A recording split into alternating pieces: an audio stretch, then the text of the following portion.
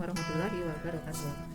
Kita bertemu lagi kelas 9. Kita akan bahas listrik lagi ya. Kan dulu listrik statis, sekarang kita maju menuju listrik dinamis. Coba lihat halaman 228. Di situ ada pembahasan medan listrik ya. Lanjut, medan listrik. Apa itu medan listrik? Medan listrik itu adalah didefinisikan sebagai daerah di sekitar muatan yang masih kuat menimbulkan gaya listrik terhadap muatan listrik. Ini ya. Nah, ini medan listrik. Nah, gambarnya ya, medan listrik itu dibuat perjanjian kalau yang dari muatan positif arah medannya keluar, terus kalau yang di muatan negatif arahnya masuk. Yang di muatan negatif arahnya masuk ini. Nah, ini yang negatif ya. Kalau antara positif dengan negatif ya ini apa?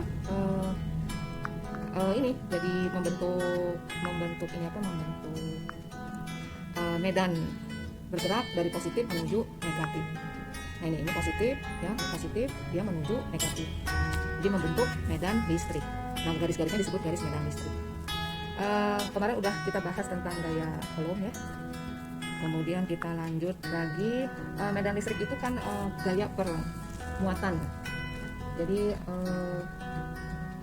E-nya dilambangkan sebagai medan listrik, itu besarnya gaya listrik F yang bekerja pada satu satuan muatan uji. Jadi di sekitar suatu muatan itu ada muatan. Nah, muatan ini terpengaruh oleh muatan sumbernya. Nah, jadi E sama dengan F per Q uji. Nah, F-nya kan kaki 1 Q 2 per R kuadrat dulu ya, atau Q gede Q kecil per R kuadrat dibagi Q kecilnya ini muatan uji. Jadi hasilnya nanti jadi E sama dengan Q per R kuadrat. Nah, Q di sini adalah muatan, ini muatan sumbernya ya. Kemudian nanti kamu baca aja ini contoh soalnya, nggak sulit ya. Contoh soalnya, terus kita lanjut. Ini masih contoh soal latihan. Terus beda potensial listrik lambangnya V ya. Beda potensial itu V sebanding dengan energi listrik dan berbanding terbalik dengan muatan listrik. Jadi potensial sama dengan energi per muatan. Baca aja ya. Kemudian ini latihan diskusi, gampang lah, memang gampang ya, rumusnya juga mudah, nggak rumit, nggak lebih rumit dari gaya Coulomb, jadi mudah. Kemudian ini biolistrik, jadi ilustrasi muatan listrik pada sel saraf, ini baca aja, mudah, ini masih biolistrik. Kemudian ini juga identifikasi bagian sel saraf, dibaca ya. Terus kita masuk ke ini listrik dinamis, jadi mengidentifikasikan jenis bahan isolator dan konduktor. Kalau isolator itu adalah bahan yang buruk ya, yang tidak bisa menghantarkan tapi kecil, menghantarkan listrik, sedangkan konduktor itu yang baik untuk menghantarkan listrik. Nah, ini konduktor listrik, ini contohnya kabel listrik dari tembaga ya. Kalau isolator itu ya, bahan isolator itu bahan yang sangat buruk, itu sulit untuk mengalirkan listrik, misalnya plastik, karet ya. Kemudian ada bahan yang disebut dengan semikonduktor. Semikonduktor ini bahan yang berada pada suhu rendah bersifat sebagai isolator, tapi kalau di suhu tinggi dia bisa sebagai konduktor. Itu namanya disebut semikonduktor. Contohnya banyak ya, ada karbon, terus silikon, germanium. Nah, ini karbon, silikon, germanium. Ini sering dipakai di bidang elektronika. Jadi untuk membuat transistor, untuk membuat rangkaian IC ya. Yang sekarang bahannya makin lama makin kecil ya. Kemudian kita lanjut ke ini, dibaca aja, ini tentang masih ada kaitannya dengan hantaran sel saraf dengan kabel listrik, diidentifikasikannya ke arah penyamaan ya. Kemudian ini baca aja. Kemudian ini bahan-bahan konduktor, semikonduktor dan isolator. Ini contohnya banyak nih ya. Contohnya misalnya nih aluminium, tembaga, emas, besi, lempeng konstanta, nikrom, platina, perak, tungsten. Nah, ini termasuk bahan jenis konduktor yang ini. Kemudian yang semikonduktor karbon, germanium, silikon. Kalau isolator kaca, kuarsa ya, ini ya, karet juga bisa. Lanjutnya ini masih pembahasan isolator, konduktor. Nah, kemudian besar hambatan pada suatu kawat ya, itu bisa dihitung. Kawat, kamu tahu kawat ya, kabel listrik, itu besar hambatannya bisa dihitung. Nah, itu berdasarkan hasil eksperimen, itu hambatan itu sebanding dengan jenis kawatnya, terus panjang kawat, tapi berbanding terbalik dengan luas penampang. Jadi kalau penampangnya makin gede, ya hambatannya makin kecil. Kalau luas penampangnya makin kecil, jadi hambatannya makin besar. Nah, itu nanti di soal-soal mudah ini ya. Kemudian ini masih ada kaitannya dengan hewan-hewan penghasil listrik ya, ikan belalai gajah, ikan pari, terus ini hiu kepala mati. Nah, baca aja ya. Terus sekarang masuk ke listrik dinamis. Listrik dinamis itu kita masuk dulu ke arus listrik. Jadi arus listrik itu aliran elektron ya. Dia harus menggunakan kabel listrik, menggunakan penghantar, dan rangkaiannya harus tertutup. Nah ini ada percobaan, tapi bagusnya ini harus di sekolah ya, karena harus butuh ini ampere meter. Kita nggak punya ya di rumah, kecuali kalau kamu di rumah punya ini apa multitester, itu bisa praktek. Tapi karena tidak ada yang ngawasin ya jangan dulu lah ya. Terus ini masih praktek. Nah pada arus listrik itu besaran arus itu bisa kita hitung dengan menggunakan ini hasil eksperimennya itu ternyata arus listrik kuat arus listrik sebanding dengan muatan listrik dan berbanding terbalik dengan waktu. Jadi muatan listrik per detik. Kemudian jadi muatannya itu sama dengan N kali E, atau I sama dengan N kali E kali dibagi T ya. Ini mah dihubungkan aja ke sini ya. Kemudian ini contoh soalnya rangkaian listrik itu ada dua, ada rangkaian seri dan rangkaian paralel. Kalau yang seri itu artinya sambung menyambung ya, terus kalau dihubungkan dengan sumber arus ngalir, jadi arusnya itu hanya dalam satu cabang. Tapi kalau paralel itu artinya sejajar. Paralel itu sejajar, artinya di tiap-tiap cabang arusnya tuh arusnya beda-beda, bisa beda-beda tergantung hambatannya ya. Nah ini contoh rangkaian hambatan listrik seri itu sambung menyambung. Jadi ini R1 dengan R2, R itu hambatan ya, R1 dan R2 itu disambungkan aja. Terus arusnya masuk dari kutub positif di sini, ngalir terus menerus di rangkaian tertutup ini.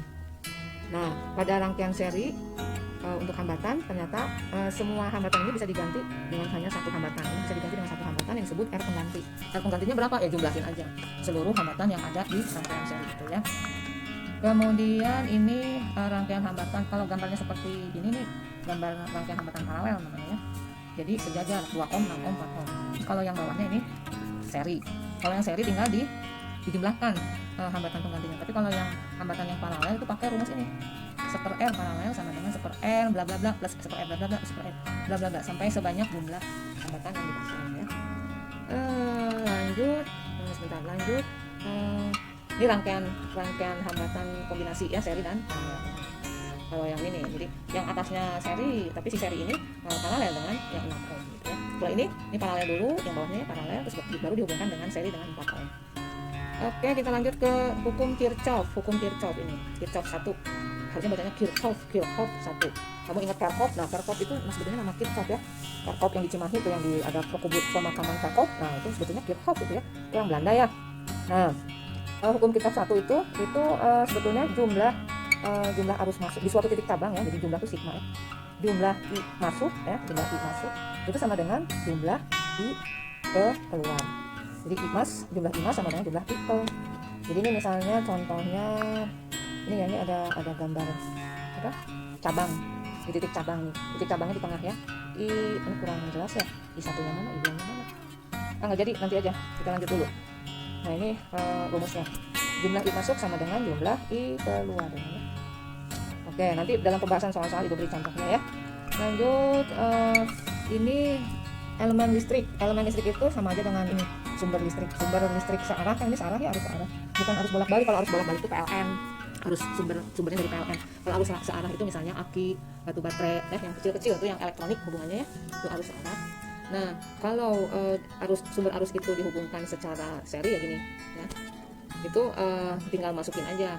Jadi kalau banyak sumbernya tinggal jumlahin. Tapi kalau paralel ini ya, paralel itu jumlah total tegangan totalnya itu nanti sama dengan masing-masing sumber arusnya, sumber energinya.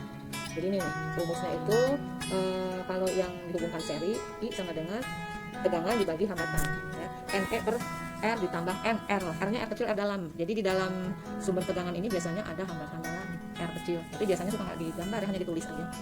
Ini juga arus, ini sumber arus secara paralel yang ini ya. Ini rumusnya langsung ke sini aja.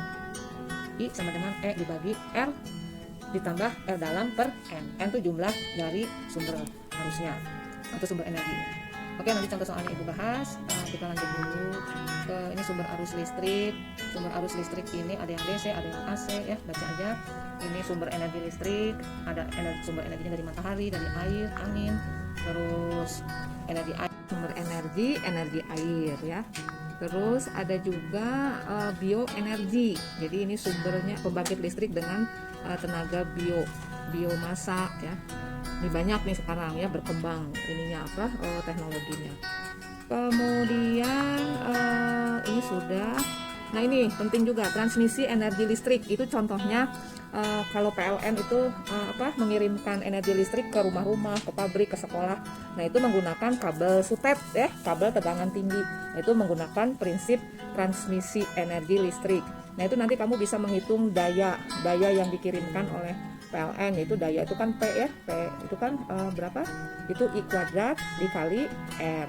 Jadi kalau mencari energinya tinggal dikali dengan waktu aja, jadi W itu sama dengan I kuadrat R kali T. Nah pakai rumus ini nanti ya kamu bisa menghitung daya yang hilang ya, daya yang dikirim, atau daya yang berubah jadi kalor ya, dan sebagainya. Ini transmisi energi listrik. Kemudian teknologi dalam lingkungan, ini baca aja gampang ya. Teknologi dalam lingkungan ini misalnya nanti kamu bisa menghitung energi yang dikeluarkan oleh kamu di rumah-rumah membaca kWh meter, dengan membaca kWh meter. Itu nanti Ibu beri contoh soalnya ya. Kemudian ini upaya penghematan energi, baca aja, mudah. Kemudian penggunaan teknologi listrik di lingkungan sekitar, ini contohnya alat elektrokardiograf, itu yang seperti apa? Yang seperti di rumah sakit ya, untuk orang-orang yang sakit jantung tuh ya, periksa jantungnya, detak jantungnya. Kemudian ini ada elektrosepalogram, terus ada pengendap elektrostatis pada cerobong asap ya, terus untuk teknologi pengecatan mobil, terus ini ada pencegahan bahaya penggunaan listrik dalam kehidupan sehari-hari, baca aja, baca ya, yang teliti ini semua dibaca, kamu pelajari sendiri. Kemudian udah ya ini hanya segitu ya yang energi listrik dinamis. Jadi sebetulnya kamu itu sudah belajar listrik statis ya kan? Listrik statis itu yang kemarin kita bahas, hukum Coulomb, medan listrik, terus beda potensial, terus kelistrikan pada tubuh makhluk hidup ini ya. Terus yang penting juga ini listrik dinamis. Nah listrik dinamis itu yang pentingnya arus listrik I Q per T, terus hukum Coulombnya ya. Ini dihafalkan ya rumusnya, I Q per T, hukum Ohm, bukan hukum Coulomb, hukum Ohm. Terus sifat bahan, ini konduktor, isolator, semikonduktor. Terus cara menghitung hambatan listrik dalam kabel atau dalam konduktor. Terus menghitung hambatan yang seri gimana, yang paralel gimana, yang paralel ya. Nanti di bagian kedua kita bahas soal-soalnya ya, contoh soalnya. Meskipun contoh soal sekarang itu kan nanti soal ujian akhir itu dibuat muter gitu ya, soal tuh dibuat cerita panjang, terus nanti ujung-ujungnya mah biasanya ngitung juga gitu ya. Jadi kamu harus tahu dasar menghitung dasar dengan rumus-rumus ya. Itu nggak bisa dihindari, meskipun nanti ujiannya berubah ya, model baru yang sekarang kan ya, kata Mas Menteri udah berubah ya, jadi apa istilahnya tuh, AKM apa lupa Ibu ya. Oke udah ya, nanti kita bahas di responsi soalnya. Oke, selamat membaca, buku paketnya dibaca benar-benar ya. Ya udah ya, selamat bekerja. Assalamualaikum warahmatullahi wabarakatuh.